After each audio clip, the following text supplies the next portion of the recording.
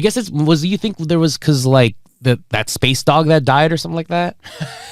There was Bud? No. Space Bud. Yeah, Space Vacuum Bud. Bud. I would watch Space Bud. You know what? I'm not gonna lie. Like wasn't there like a movie about like save the Martian? I would like 100% love that movie more if they were trying to save a dog the whole time. Long story long.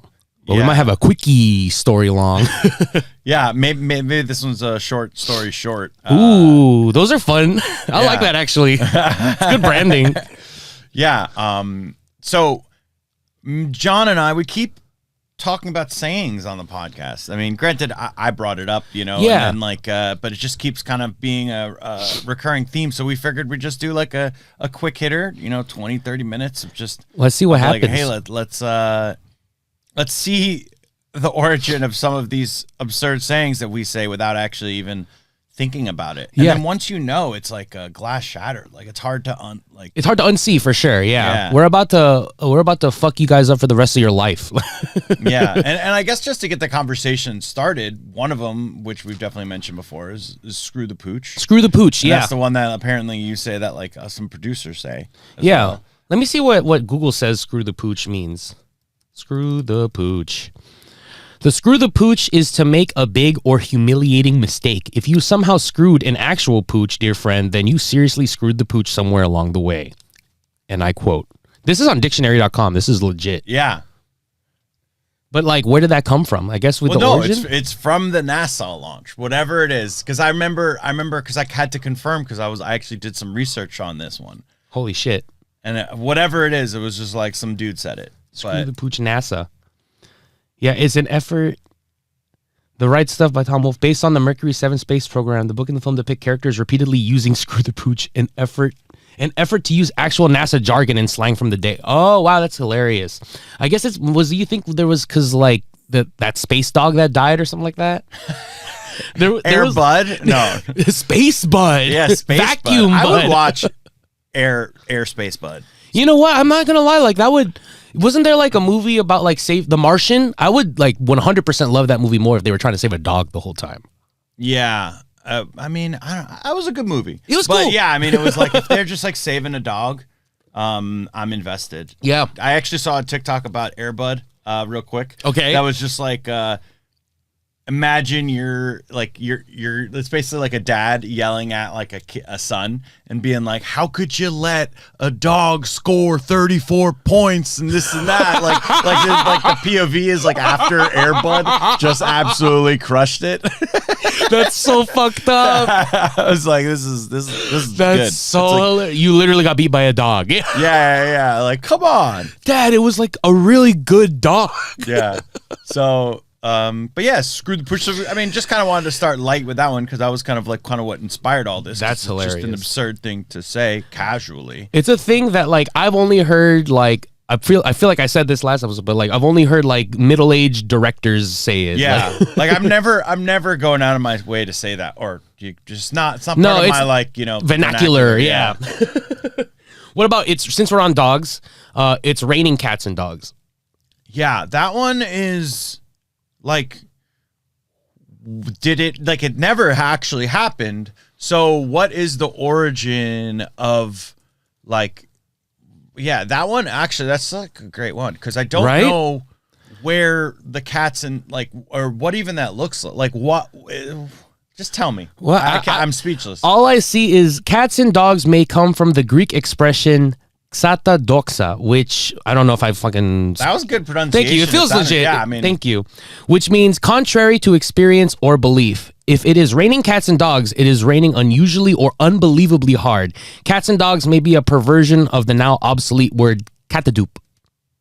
I don't know. I think it's just like, oh damn, like are the actual water droplets out there small animals? I think that's like it almost could be lost in translation. Oh, like it's like where they just said catadoop or whatever it is, and like oh no, like and then at some point it became something else. Was like maybe it was a Greek guy who was just on vacation somewhere, and like maybe it was Europe, maybe it was America somewhere, maybe it was England, yeah.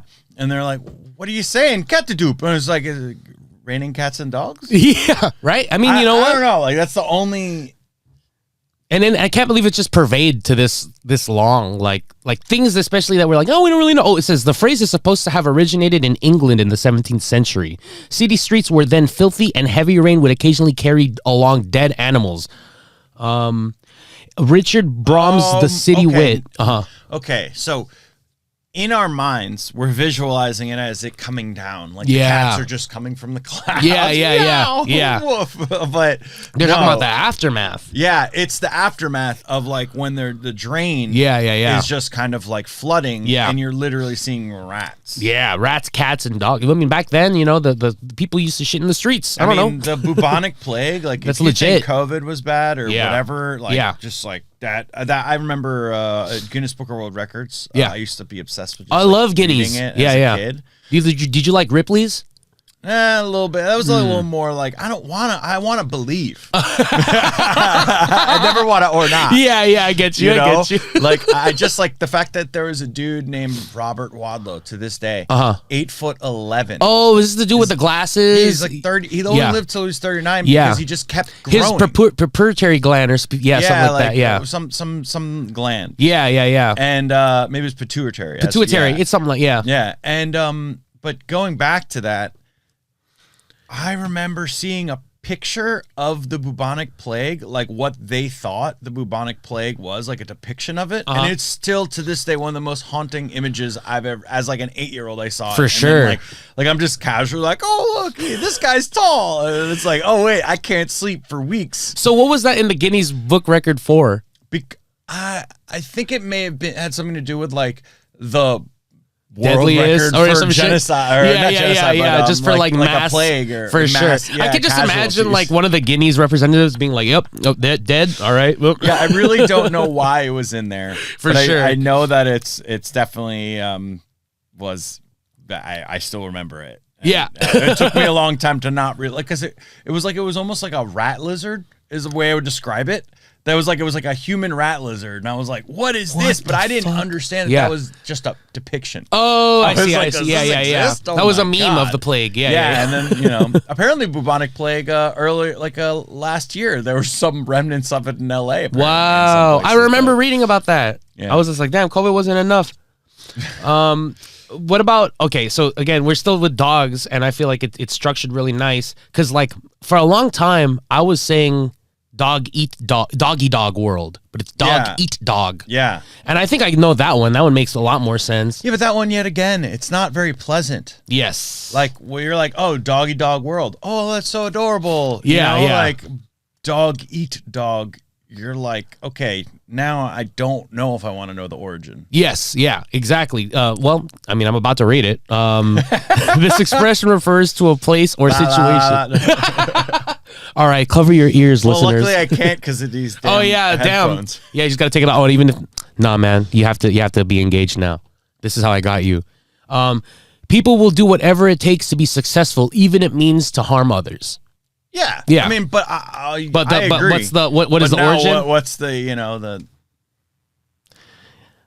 It was originally a Latin phrase. That's all I know. I feel like you can say that about anything. Oh yeah, it was Latin.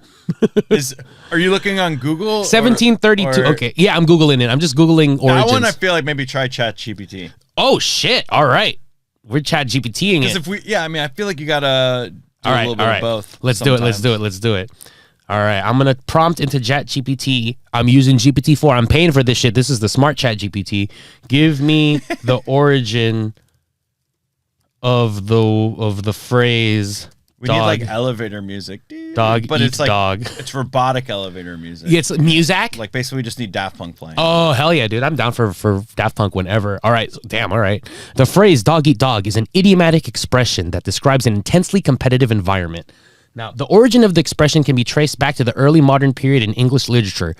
One of the earliest recorded uses of the phrase can be found in Latin proverb from the 16th century, canis caninam non est, which translates to a dog does not eat a dog. The original proverb implied that even animals have a sense of loyalty and would not harm their own kind. However, the phrase's meaning since has then evolved to convey the exact fucking opposite. What? See, wow, I would have never expected friendlier times back then, Yeah, I mean, I guess it's kind of like, one I think of is Trump. Oh, okay, Like, okay. When I only knew it as like when you played spades, you like trump someone, or like you trump. It was kind of like, oh, you like outdid someone. But now it's just like you just think of Donald Trump. Absolutely, he like really that took that. He took that and ran. Yeah, it's like it's kind of funny. Like growing up, there was this guy named Michael Jordan. Yeah. No. Like his name, not the Michael Jordan. But he was just like some white kid named Michael Jordan. I love it. And it's like he's just existing. Yeah. And then a Michael Jordan comes along and now ruins his reality has completely changed. Yeah. Like a Karen or whatever. Absolutely. It's kind of a fascinating, it's almost like maybe some sort of weird like going viral kind of, but like it's just your name, so it doesn't really mean anything. Absolutely. Weird. Yeah, there's some people like, I wonder if, like, I've never met another Brad Pitt. Like, I wonder how he's doing. Brad Pitt in like Columbus, Ohio. But all right. Yeah, no, it's fair.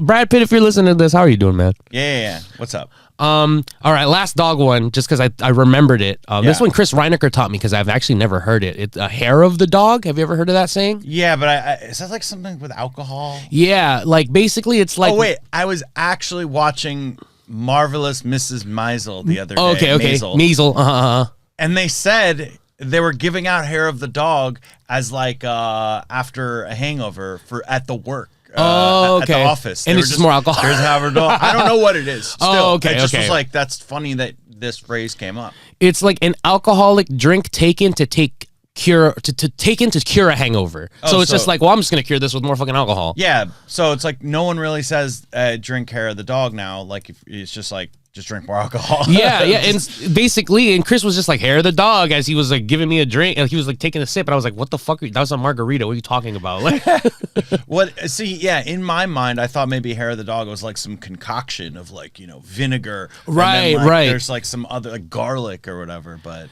no. It is a colloquial expression that refers to the practice of consuming more alcohol in order to alleviate the symptoms of a hangover. The phrase is often rendered as hair of the dog that bit you. The idea behind this expression is that consuming a small amount of the same substance that caused the ailment can help cure or reduce its symptoms. I would never eat hair of a dog. Even if a dog fucking bit me, why would I do that? I'm all better now. Now I've have an infection. Yeah, I have to say, you're quite a good reader. Thank you. And you're even getting the pronunciations of Latin words. Right. I mean, I try. I think I'm still picking up from those wine and weed experience. Like, I did read the articles a lot. Fair. And the AKA I got was Pronunciation Prince, which, yes. How about that's my cup of tea? Sure. I like that one. Because I've definitely said that. Yeah. But I'm saying that's not my cup of tea. That's not my cup of tea. Yeah. No one's ever like, damn, that's my cup of tea. I fuck with that. That's my cup of tea. Where's the orange in that? That's maybe like some like professor in like the 1960s was. Oh, I'd love to guess these backstories. No, I'm saying like the person who would say that's my cup would of say tea. it. There's like some professor in the 1960s that I feel like my English teacher in like 11th grade said that shit a lot. Yeah, for sure. That's my cup of tea is an idiomatic expression used to indicate that something is to one's liking. The phrase's origin can be traced back to Britain. I knew it. Where tea has been a popular beverage. Britain. Right? They coming up with all that shit. They're taking credit for everything. Where tea has been a popular beverage since the 17th century. Tea became a symbol of British culture and an essential part of daily life. It began to be used to metaphorically describe things. It doesn't give me a date. It just says 20th century, which is very broad if you think about it. It's like 1,000, it's like 100 years. 20th century, it wasn't this millennium. Yes. Like where, it was that one. I mean, we've only been in this millennium for like 20 It wasn't this, years. was it epoch or eon? Oh. Tupac? No. Let's see. What's down here? That's kind of like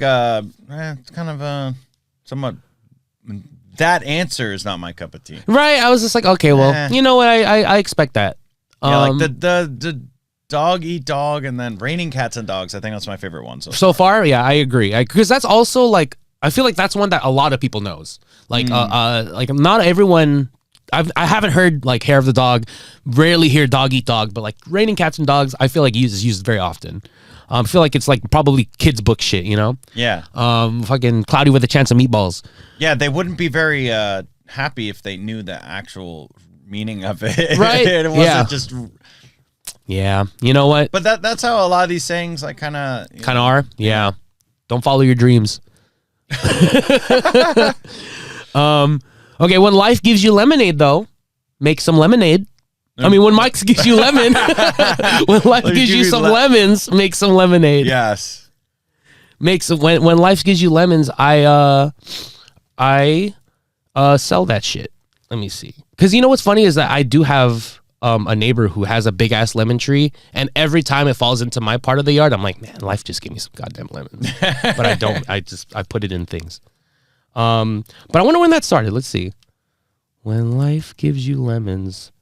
Origins. I used to live in like I guess Beechwood Canyon. Okay. Is, like kind of I guess hillsy part of LA, and there was an orange tree right outside, and people would just be driving, and they would just stop in their car and pick that shit. I remember there was like a dude in a Mini one time. He just stopped like through the roof. Like the sunroof, just picked an orange and just went on about his day. I was like, what? Hey, you know what? You're sustaining a neighborhood, you know? Yeah. My parents had a weird one where like the tree couldn't decide whether or not it was an orange or lemon and just did like a hybrid fruit. That just sucked. It just wasn't good. It sucked? It wasn't good by itself, but it was good when you put it in things, if that makes sense. You know what I mean? What would you call it? A L'Orange? L'Orange. I don't know. I never thought about it. Like it's just like a sweeter Regimon. Ooh, Orangemon. Yeah, that sounds like a good Pokemon. That sounds like a fucking. I was about to say, it sounds like a Pokemon. Yeah. Holy shit, Nintendo, come at us. All right, so when life gives you lemons actually is like you can find out the exact origin. It was coined by Christian anarchist writer Elbert Hubbard. In a 1915 obituary he penned and published over dwarf actor Marshall Pinicky Wilder. Okay. Yeah, I don't know. So I guess, you know, is that E? Oh, so but he's saying that because this guy was a dwarf, but he was still like the lemons was him being. I'm assuming small, that's what and the then context. He ended up like becoming an actor and like still just kind of Right. He also, made use like, of it. Like I think even though obviously we go through like there's still like every day present day is always going to be tough for every kind of like type of person. Yeah, every walk of life. Mm-hmm. Yeah. I think that back then was probably even tougher if you like had like a disability or you absolutely were small or whatever it is. Like there's just like it was like so in that sense, yeah. I mean, I often think about like, man, if I was born in a time before like glasses were a thing, that would fucking suck. Like I would just like, yeah, it's like they just think you're blind. Yeah, I'll be like, wow, I guess this is my life now, and it's just like, holy shit, science, man. Let's see. Oh, it's not rocket science.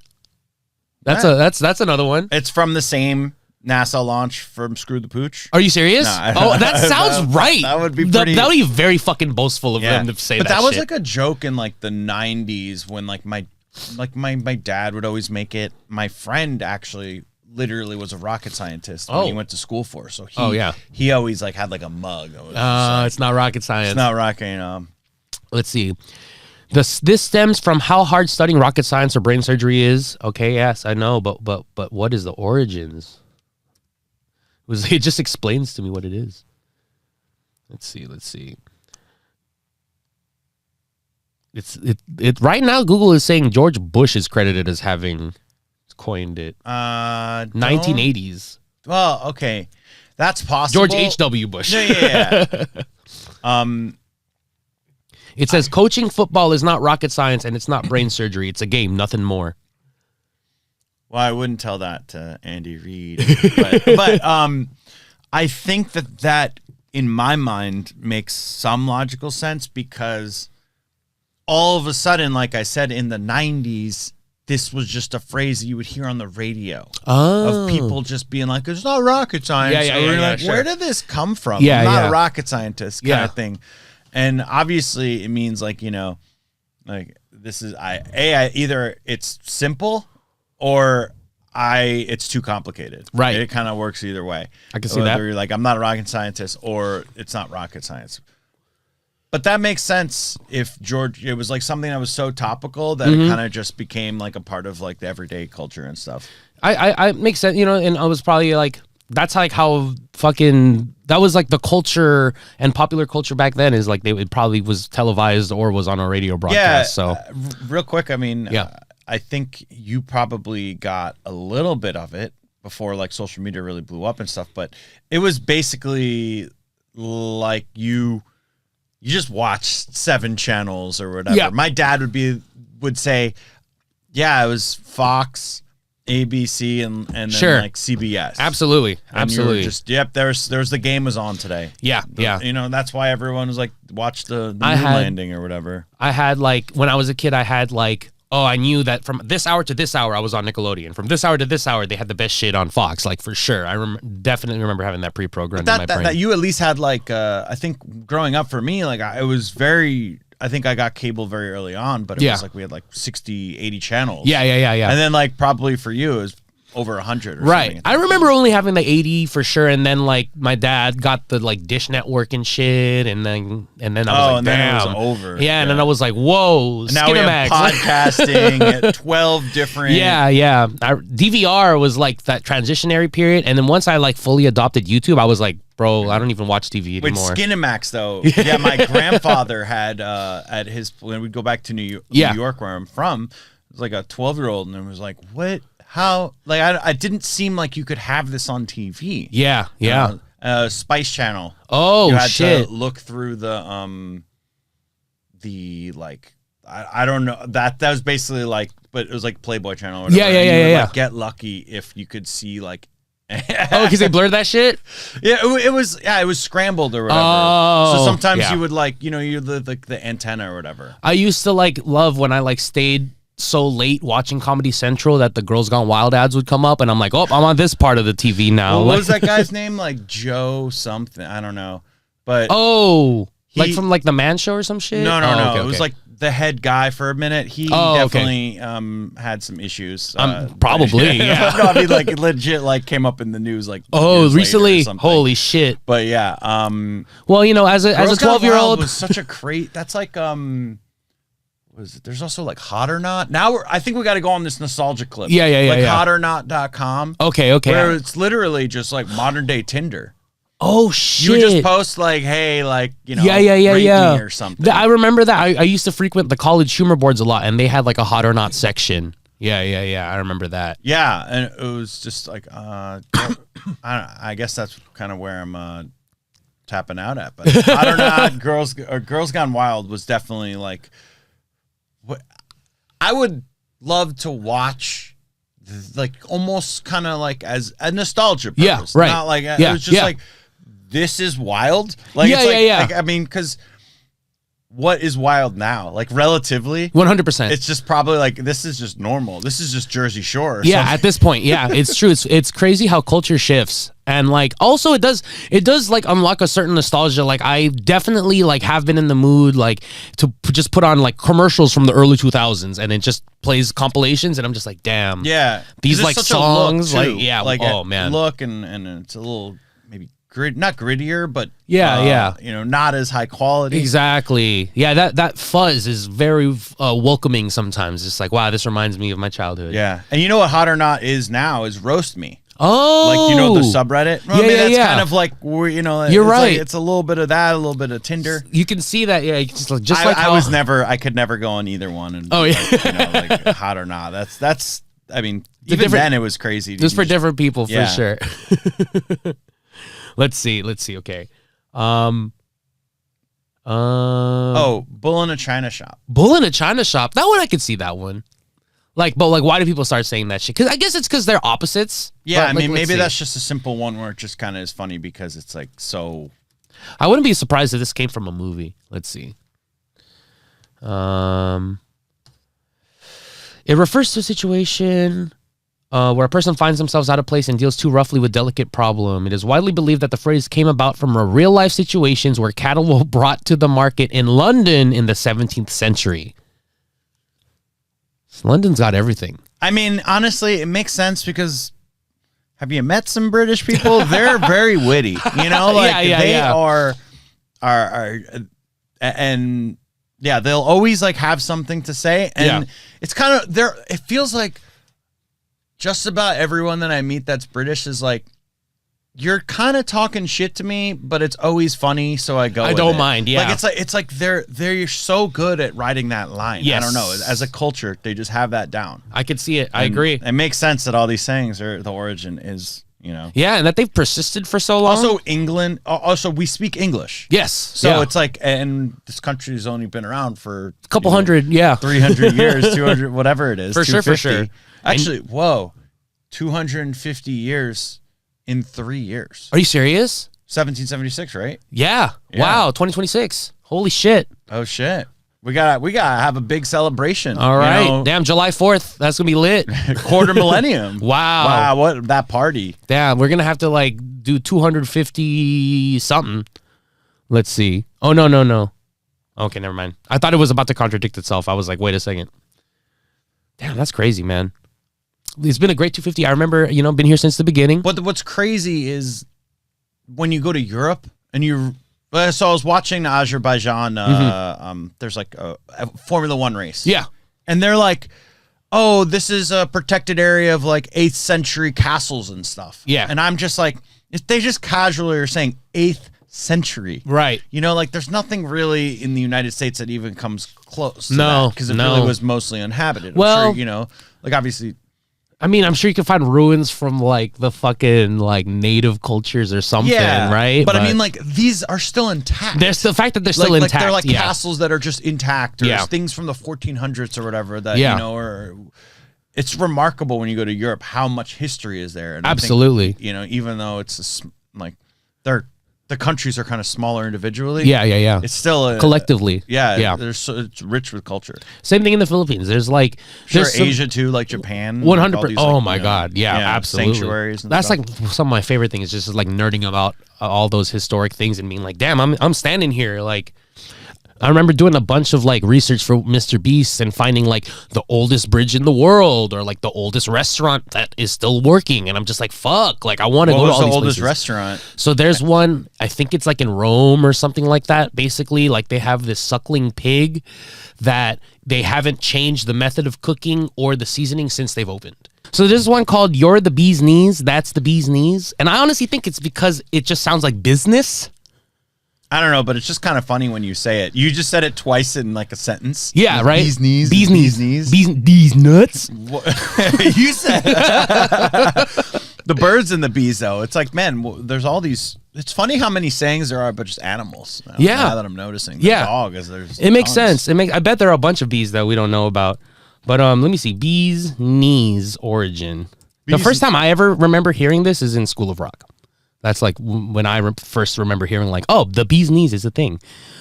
The bee's knees apparently came into use during the 1920s when the flappers compared almost anything they considered excellent to a part of an animal. It seems the American cartoonist Tad Dorgan is responsible for this particular expression and also for the cat's pajamas and for possibly hot dog. This guy's great. We need to do an entire podcast on this guy. Tad Dorgan? What? Tad Dorgan? Yeah. What? I mean, so, okay.